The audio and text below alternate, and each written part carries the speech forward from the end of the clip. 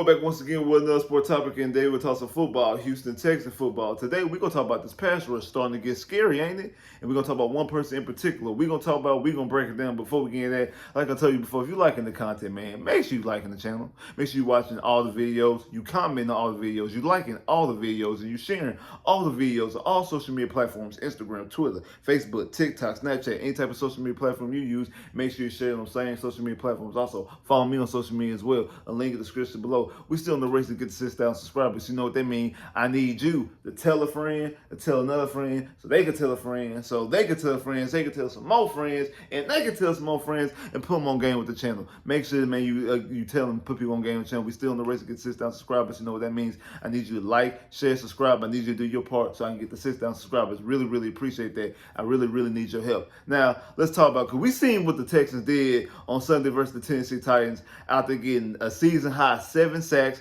You stopped Derrick Henry to only getting 9 yards off of 16 carries, and a guy who's a big part of that, a guy that a lot of people actually wanted me to give player of the game to, and that's Jonathan Greenard. Jonathan Greenard having back-to-back double-digit sack games. He had 2 sacks last week against the Jets, and an effort that didn't really matter. You ended up losing that game 30-6. But then this game, when you definitely needed every single sack, he gave you 2.5, which gives him 4 sacks, 4 games this season. We've had more than 2 sacks, 2 or more sacks. And that ties him with only J.J. Watt and Mario Williams as the only Houston Texans that have double-digit sacks. Have multiple sacks, not double digit. Had multiple sacks in 4+ games in the season. Him, J.J. Watt, and Mario Williams are the only ones do it. And right now, that brings the season total to 12.5 sacks. And let's talk about the type of season that Jonathan Greenard is having. He was a 3rd-round pick of the 2020 draft, entering a contract year, and he has 52 tackles, like I just said, 12.5 sacks, which gives him 8 sacks. It gives him 8 on the season list for the most sacks. He's 8th in the league with 12.5 sacks. 15 tackles for loss, which is more than Myles Garrett, by the way. Myles Garrett only got 14 tackles for loss. He has 15 tackles for loss, and also gives him 22 hits on the quarterback. The boy is actually stepping up. I know it's a contract year. I know a lot of people be weary when guys step up in this contract year, but we've seen this out of Jonathan Greenard for the last 2 years. The only problem really with Jonathan Greenard was him not being healthy, him not having a full season, him always missing games, missed games his rookie year in 2020, missed games in 2021 when he almost had double-digit sacks then, because he had 8 sacks, I think, in 7 games or 8 games. In 2021, we like, man, if dude plays a full season, he's definitely getting double-digit sacks. If not, we're talking about amongst the NFL leaders in sacks. And then last year, same thing. Missed a couple games. I think he only had 5 sacks last year. Really didn't have that many sacks. But when he came on, especially at the end of the season, he had that pick six against the Indianapolis Colts in the last game of the season. Jonathan Greenard has definitely showed you a lot. And he did it last week, this past game, without Willie Anderson, who was the 3rd overall pick, a guy you jumped up to. And I heard a lot of people, I seen people put out some things on Twitter. I seen out there in the Twitter sphere saying that, did we really miss Willie Anderson on Sunday's game? Did we really miss Willie Anderson? And it's kind of funny because these are kind of also the same people who wanted us to draft Willie Anderson with the 2nd pick in the draft instead of drafting CJ, because they knew that Bryce Young was going to the Carolina Panthers, and they was Bryce a nothing guy. And since Bryce Young was apparently going to the Carolina Panthers, that we should take the 2nd pick in the draft and not waste it on the quarterback and draft Willie Anderson, and we wait for a quarterback in the next couple of drafts when Caleb Williams and Quentin Ewers and Drake Mays and all the other guys who's going to be coming out in the next couple of years. That's what we should have did, and get Willie Anderson, because he's a cornerstone piece. But now, when Willie Anderson's missing the game, you're asking, do we really need Will Anderson, and do we miss Will Anderson just because they had 7 sacks? Now I give you that it was the biggest sack output that we had this season by the pass rush, and Malik Collins and the rest of the guys was playing a phenomenal brand of football. I think a lot of that has to do with the circumstance, because that game called for it. You wasn't going to win that game unless your defense put the clamps down on that offense, on Will Levis and the Tennessee Titans. That was the only way you're going to win that game. That's the only way you was going to win that game, is if the defense clamped down, because You didn't have C.J. Stroud. You didn't have Tank Dell. You didn't have Nico Collins. You need your defense to clamp down, and you need a Singletary to go out there and give you what he gave you against the Cincinnati Bengals and what he gave you against the Arizona Cardinals. And he did.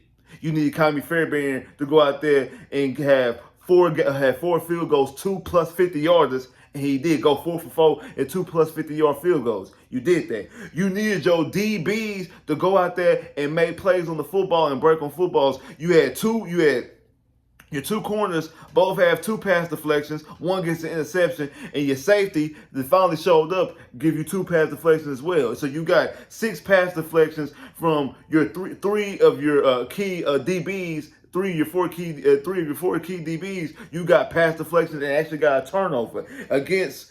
And then on the pass rush and on pass with applied pressure on our rookie quarterback who's been given the free reins to go down there and just throw the football up for the Tennessee Titans, you're able to give him and put him on his back 7 times. You're able to get 7 sacks. And also, one of them was a strip sack. You almost got the football in that situation because actually Jonathan Greenard is the one who got the strip sack and knocked the football out. And luckily, it went out of bounds for the Tennessee Titans, or else that would have been recovering the game. Might not even went to overtime. The game called for that. And D'Amico Ryans did an excellent job of calling that type of game, something that we was asking for. We wanted D'Amico Ryans to call that type of game because that's exactly what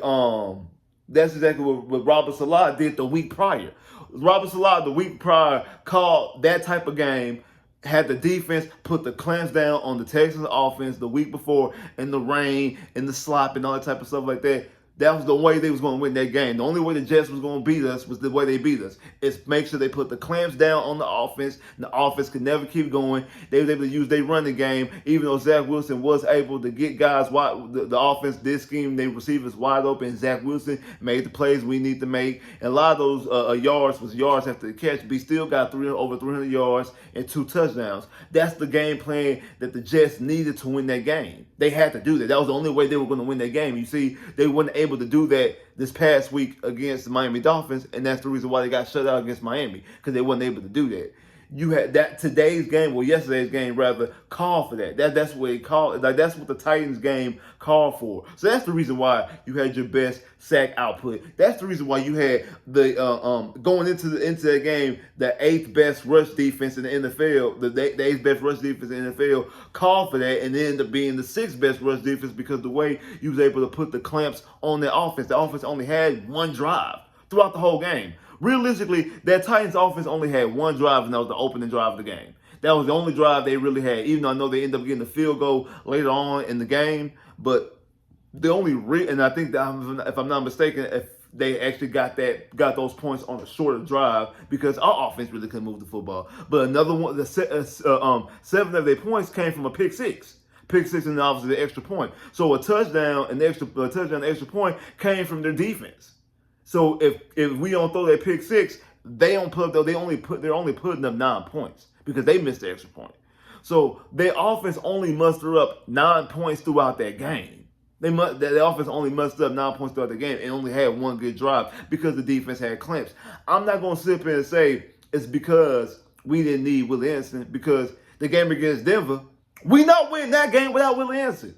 Willie Anderson tipped blocked the punt. He tipped the pass that turned to an interception for Stingley. If I'm not mistaken, I know he had 2 sacks. I feel like Willie Anderson had 2.5 sacks. I feel like he had 2.5 sacks against Denver. I could be wrong. I know he had 2, but I feel like he had 2.5. I just feel like he had 2.5. But he applied pressure, and also Jonathan Greenard again, that game had a sack, and then also had a key quarterback hit and rush on Russell Wilson, which made Russell Wilson throw the interception at the end of the game to Jimmy Ward. So we seen, and the part of the reason why is because Russell Wilson was not looking towards. He wasn't looking towards Stingley because Stingley already got 2 interceptions, and he was trying to move away from Will Anderson because Will Anderson already got 2 sacks in that game. Was disrupting that game throughout the whole entire game. He was a force to be reckoned with, disrupting that game throughout the whole entire game. So he wasn't looking nowhere near number 24, and he wanted to stay away from number 51, and ended up got in the crosshairs of number 52 in the assist, and was able to complete the alley-oop with Jimmy Ward with the pick to end the game. That's what happened in the Denver game. So how quick do people forget just because the Texans had 7 sacks. And again, I think that D'Amico Ryans did a masterful job, did a beautiful job. And I also think that Jonathan Greenard is the best pass rusher on the team. I've been said that. I said that when we drafted him, even though J.J. Watt was on the team, obviously I wasn't saying he was a better pass rusher than J.J. Watt. But I said, even in that draft, I can't remember who all was in that draft, but I remember saying that he was the best pure pass rusher in that draft. And what I mean by that is that all the pass rushing moves that you need, they come natural to him. He doesn't have to. All those things come natural. The bull rush, the swim move, the spin. All those things that he does that pass rushers and edge rushers do to get ahead of steam and get to the quarterback, it come effortless to him. It's more of a natural feel. It's not like, again, I'm pretty sure he goes in and he's working on this craft and doing things and improving and getting better. I'm not disputing that. I'm not saying that. I'm not saying he doesn't work hard. But what I'm saying is it's more natural. Just like somebody who has natural speed. Just like somebody who has natural arm strength. Somebody has natural good route running. Like Tank, I feel like Tank has just natural good feet when he moves and routes. Not saying that he doesn't work on this craft and gets it better, but some things come natural to him versus others. And that's what it is when it comes to pass rushing with Jonathan Greenard. Jonathan Greenard is more natural with his pass rushing. He's more natural with his pass rushing. And he's on his way to a good payday. Because you're going to pay him. You're going to pay him. You're going to pay him. If I was Nick Caserio, I would try to secure him right now.